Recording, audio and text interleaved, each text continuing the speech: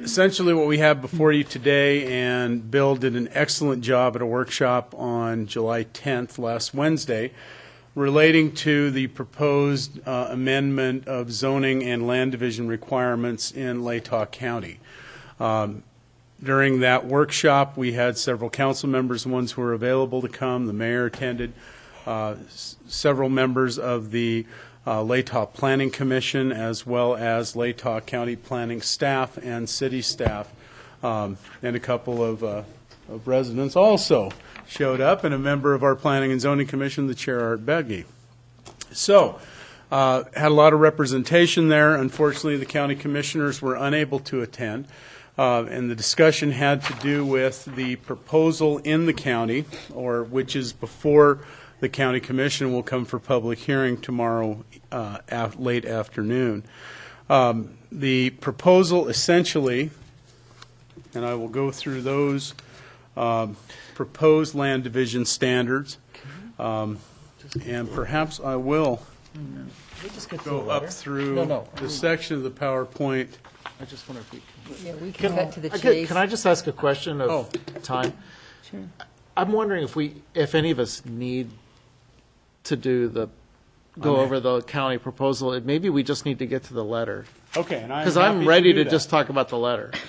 I was actually hoping that because I thought we were like direct me there. Cut to the chase. We went to a workshop on this. We did I feel like we've done this. Okay, so Tom's concerned that the 20-minute PowerPoint presentation that took 2 hours might do it again. So Can we do it in 2 minutes, and then I'd be good. Okay, so let me just say this before the council decides to, go on and say, just ignore this. I do want to mention, this is a public meeting, and the county is planning to have a public hearing on this. And tomorrow. And so for those members of the public who may not be as familiar as people here who attended the workshop, all right. I think it might be valuable information, Gary, that we just turned off. Okay. Well, wow. I'm sorry. I'm afraid powers greater than mine turned it off. If Jamie, you could turn that back on. She's got a higher pay grade than I do. She certainly does. But I agree that going through it quickly is probably valuable. Almost. We're going to go through it? Almost. Well, I mean, it's the council's prerogative whether to, but I'm saying that for members of the public this may be their news source. This has been on our public agenda. They're accustomed to having a staff report. Okay. I know. Even the press doesn't want to hear it again. What I've done, and Bill prepared an excellent PowerPoint that, as we're looking at the proposed land division standards, we can go through those. Existing parcel definition remains the same as it is in the current land division standards. The new provision would make all new parcels existing parcels 30 years after creation. Yes, sir. What you're talking about only applies to ag forest. Yes, ag forest rezone. In the county and not the city or city area of impact. Exactly. What you're going through now. Yes, the county has indicated that these proposed land division standards will not be part of the area of city impact unless negotiated into the agreement. Okay? And Bill, please feel free to hop in if I miss something. Please. Okay? Bill talks faster. Okay. Yeah. I'm sensing some urgency here, Gary. Apparently so. Why don't I just scroll through these? Please do. That'd be perfect. Make it part of the public If you record. have questions, Go to the packet on. please feel free. One of the big issues here is that the parcel size requirement is shifting from 160 acres to 10 acres.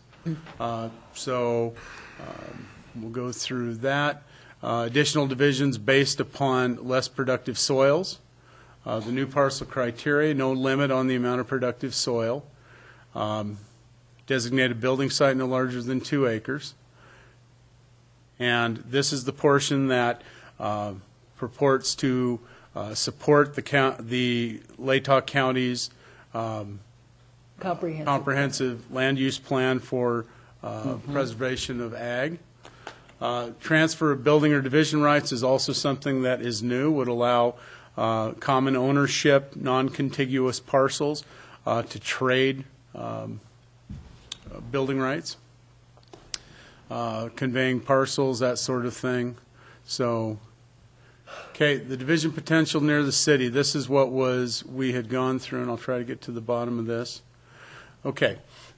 We had originally been told that it would create approximately 84 additional opportunities for division within a mile of the area of city impact. That was amended to 64 at our workshop, and now the indication is that it would create 31 additional divisions within 1 mile of the area of city impact. 31 on top of the 64? No, 31 in addition to the 18 that exist now, Bill?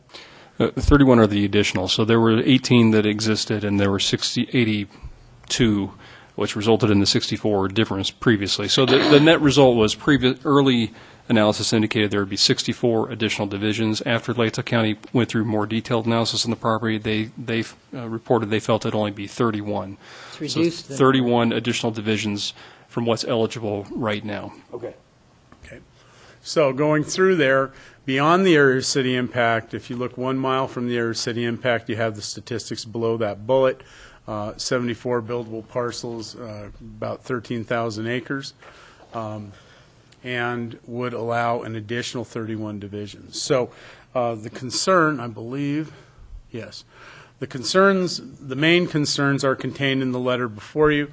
Obviously, the main concern is that allowing additional land divisions within that area would propose challenges to the city in the issue of orderly development or expansion.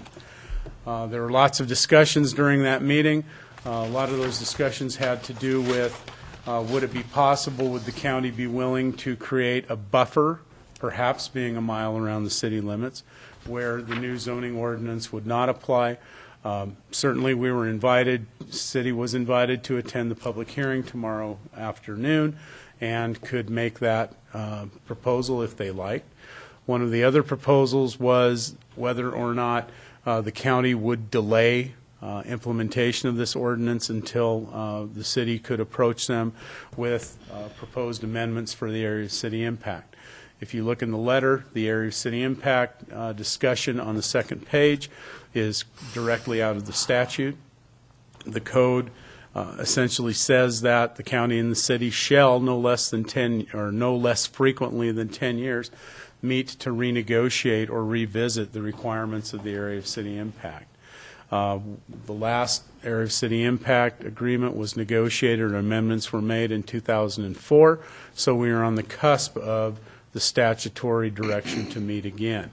As pointed out in the letter, because of the location of the area of city impact, or at least the proximity in several areas of the area of city impact being within a quarter of a mile, for instance, of current development, certainly meets the three criteria. If you look on the second page, meets the criteria, the three statutory factors of common trade area or at least interrelated trade area, geographic factors, and areas that can reasonably be expected to be annexed to the city in the future. So this letter points out the considerations that were brought to the City Council from the Planning and Zoning Commission, tried to integrate some of the considerations that Bill brought forward during the discussion that was had last Wednesday, and then, as staff was directed, to have two alternatives, or as many alternatives as were reasonable. The two alternatives that seemed the most reasonable were the discussion of the buffer, if the county wanted to allow for a buffer where the zoning would not, or would give the city some breathing room at least until something else could be negotiated, or in fact ask the county for to meet to renegotiate the area of city impact agreement. So tomorrow afternoon at 5:30, Bill, am I correct? 5:30 in the County Commission chambers in Latah County Courthouse. This will come up for public hearing. It's already been through public hearing for the Latah County Planning Commission. So with that, we would, and I sent this around by email, got comments from the council.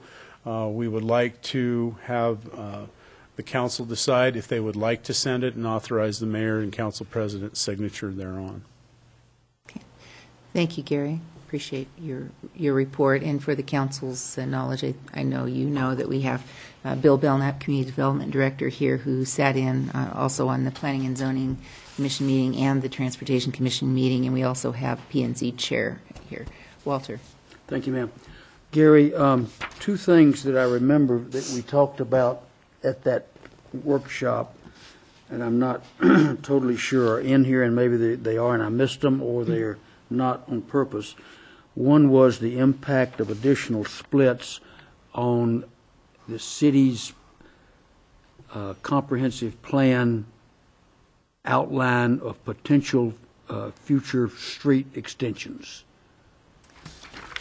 Does that appear in here, or was it determined that specifically pointing that out was not necessary, or?